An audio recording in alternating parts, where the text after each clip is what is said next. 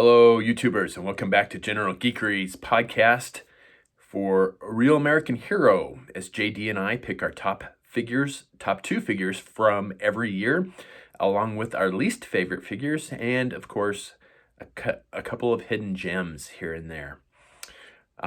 If hopefully you haven't already tried to watch this episode for 1988 and spent an hour and 13 minutes to only find out that we talked about everything except 1988, because the first episode I uploaded for 1988, I screwed up the edit and cut out the whole year for 1988 and put everything else in, and didn't realize it until JD let me know, said, "Hey, you screwed up that." So, well, he was a lot more polite about it. So hopefully, I know it had already gotten some views, so I took the video down and put this new one up. So what are your top picks for 1988? Perhaps Budo? Maybe even Storm Shadow. And your least favorite picks? And what do you think about hidden gems? All right, well, let's take two on 1988.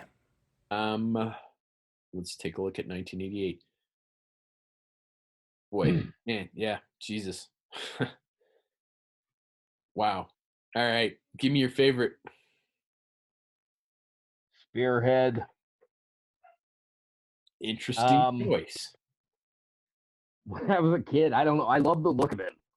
I love the boots. They looked vaguely kind of Native American to me without being spirit levels of, they were no, they looked a little bit, they were inspired by the Native American style, but without looking like something from F Troop. Okay, there we go. But I liked the vest he wore. I liked the I liked the I liked the look of him. The card art was fantastic. It didn't bother me he had orange camouflage. That was significant, so that was lost on me when I was a kid. I never really minded the bright colors, but there was something about that figure. He just looked cool. To me, he was just the guy looked like he was ready to be a new. When I was a kid, I thought he could have been a new iconic Joe, but yeah, he never made it into the cartoon. But Spearhead, definitely. Interesting choice. All right. 86 and 87, we saw one each of specialty Vipers. And 88 is where the specialty Vipers really kind of, to me, got got traction underneath the they finally, there was more than one in that line. There was three, or in that wave, there was three different specialty Vipers, and I really, really, really love specialty Vipers. They're a particular favorite of mine. So I'm going to say my favorite figure from that year is Astro Viper. I liked the because I was at that point in time, as I was a kid, when I was a kid, I was wanting to be an astronaut when I grew up. So here is okay. So here is this figure that's got the MMU backpack. It's as close as you can get to the like realistic MMU backpack without getting the Defiant, which I did not have as a kid. I liked the color scheme. I think the red and the gray is a fantastic color scheme. I like the removable helmet. I like all the Gary cannons. So there's the two laser cannons on his shoulders with the tubes that connect to his backpack, and then the arms for the maneuvering arms for his backpack. Yeah. So Astro Viper is going to be my top pick there for 88. All right. And your second one? Muskrat. When I was a kid, I loved that figure. He went on so many adventures. He basically He for me, I saw him. I saw him a little bit cowboy, a little bit, um, a little bit crocodile Dundee. He was, I don't know, he was so cool. The boonie hat, the boogie board, the the details that were on. He was one of the first figures that I really appreciated the amount of stuff they would sculpt onto these guys, the detail. Yeah, I've Um, recently started looking at that figure because I'm yeah, working on a custom thing. I thought he was he's he's great. I loved his shotgun. I loved the machete. Um, he was one of the few figures that I was good at keeping the accessories. I didn't lose them. I think I liked him that much. I mean, I don't know, Muskrat really worked for me. No, to this day, I still don't know what's sculpted onto his left leg. I think, Brian and I talked about this the other day. Yeah, My adult brain thinks that it is a bottle of moonshine, which I think or it is should be. a realistic possibility because it talks about moonshiners in his file card. Yeah. So either it was confiscated, or if he's out there alone, or I mean, if he's out there all night, or on an extended deployment, and be like, I think I need some moonshine. A So little taste of home. yeah. I mean, now I appreciate the character more than the figure, but oh god, I loved it when I was a kid. So Right. I think my second one's probably going to be fairly cliche here, and I'm going to go with Hit and Run. yeah, Um, I think no, I loved it. I've got no room to argue. I loved that figure when I was a kid. I think I definitely, you can tell just by looking at my customs that I really appreciate the more realistic militaristic look to the figures. Boy, no kidding. Yeah. So Hit and Run, I think, just kind of exemplified that. He had that really cool gun. He had the backpack, or not the backpack, but the duffel bag with the rope and the grappling gun, and he came with that really cool knife and the pistol that he came with. I just the climbing harness, everything about that figure was perfect. I think he is just an awesome figure. So I'm going to say Hit and Run for my second one. Um, So I know that's kind of cliche, but at least it's not version 2 Storm Shadow. All right, so give me your least favorite then. um, I don't think there was anything this year that I outright didn't like, but I'm not a fan of.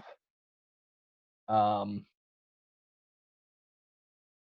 I'm not a fan of Charbroil. The actual figure, eh.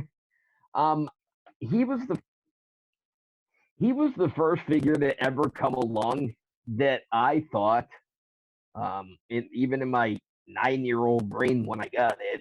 He came out in '88. I was 8, but I didn't get him until after that. Um, he was the first time that a new character came along that I thought they dropped the ball on his identity. I thought he should have been an updated version of Blowtorch. Yeah. His uniform would have been better. He's got his hair color is not the same, but when I was a kid, I got that they were both supposed to kind of be auburn haired characters. The specialty was identical, um, other than the file name on his file card.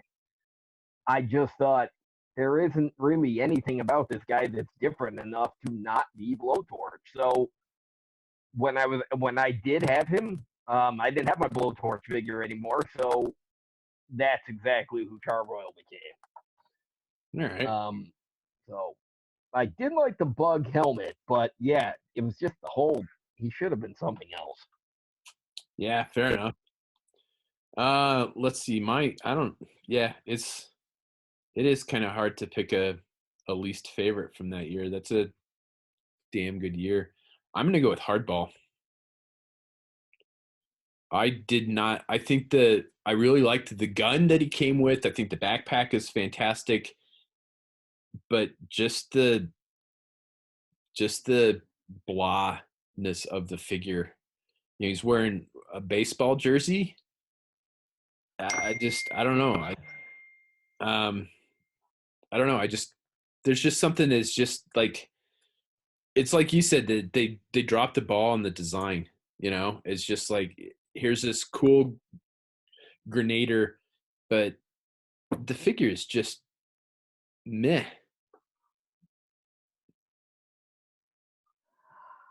I liked the character when I was a kid. My dad was into baseball, even though I wasn't. So, um, but I did like the Yankees. I mean, I was raised as a Yankees fan, and to me, I thought, even though it was kind of goofy, I kind of liked the idea. But I think I think the figure was interesting.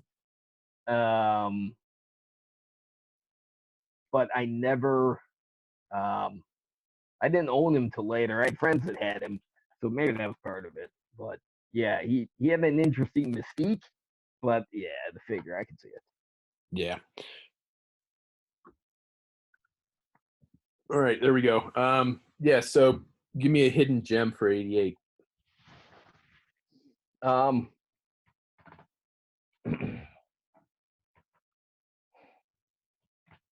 I think I'm gonna go with Destro Ooh, good pick. because the figure was every bit as much of a badass as the original, Yeah. but with a lot more detail on it. I like the armor and everything, but the absolute coolest thing was he wasn't associated with Cobra anymore. He got Yes. pissed off. He got tired of Cobra never winning, and he cut it off, and he started his own mercenary. No, because he's already an arms dealer, so obviously he's got minions and he's got contacts all over the world. So Yeah. he Cobra is not his did only client. uniforms, and yeah, I mean, so he created new vehicle. Mars created all kinds of new weapons and vehicles and armor, and he created the Iron Grenadiers, and that is amazing.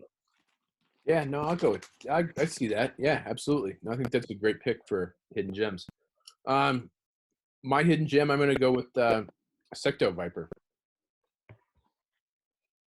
They're yellow and black and red is a weird combination, but Yeah, but it works for them. yeah, I've always had a fascination with the bug. Never had it as a kid. I've never been able to piece together. I've had like two, but I've ruined both of them trying to make customs. So I've never had a decent one. And I've never, in all that time, I've never had a Secto Viper.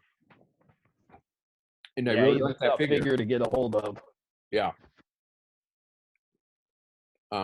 And yeah, I really like that figure. So yeah, I'm gonna go Secto Viper for my hidden gem for 88. Yeah, good choice. All right, that was 1988. What did you think of our picks? And which ones did you pick? And just out of curiosity, what were your least favorite figures from that year? A lot of times I think that's kind of a more interesting topic. Hopefully you didn't spend an hour and 13 minutes watching the previous incarnation of this video, like I mentioned at the beginning. I'll try not to screw up the video editing for 1989, which is next, which happens to be one of my favorite years for G.I. Joe.